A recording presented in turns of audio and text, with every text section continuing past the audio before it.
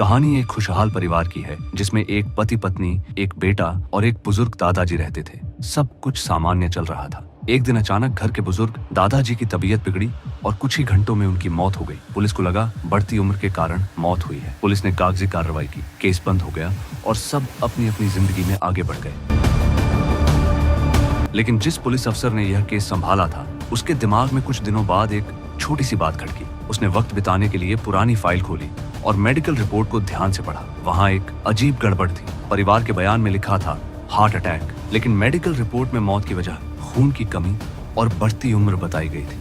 ये छोटा सा फर्क अफसर को सोने नहीं दे रहा था। शक पक्का करने के लिए वह दोबारा उनके घर गया, बहाने से सवाल पूछे, लेकिन परिवार ने फिर वही कहानी दोहराई। उसने डॉक्टर से भी पता किया, डॉक्टर ने भी रिपोर्ट को सही बताया। अब अफसर को यकीन हो गया कि इस घर की चार दीवारी के पीछे कोई गहरा राज छुपाया जा रहा है।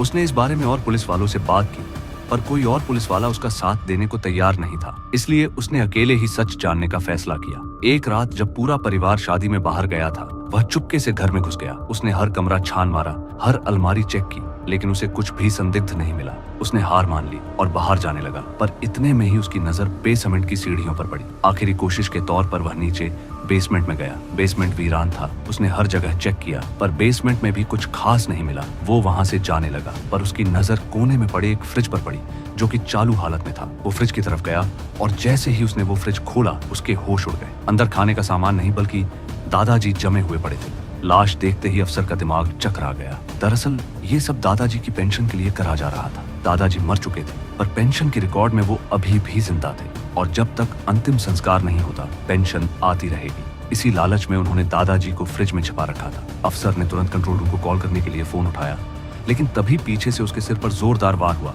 और वो जमीन पर गिर पड़ा। पीछे देखा तो परिवार खड़ा था। उन्होंने अफसर को मारकर गिराया और उसे भी घसीटकर उसी फ्रिज में डालने का फैसला किया, ये सोचकर कि अब ये राज हमेशा के लिए दफन हो जाएगा। लेकिन उन्हें खबर नहीं थी कि गिरते वक्त अफसर के फोन से कंट्रोल रूम को सिग्नल जा चुका था।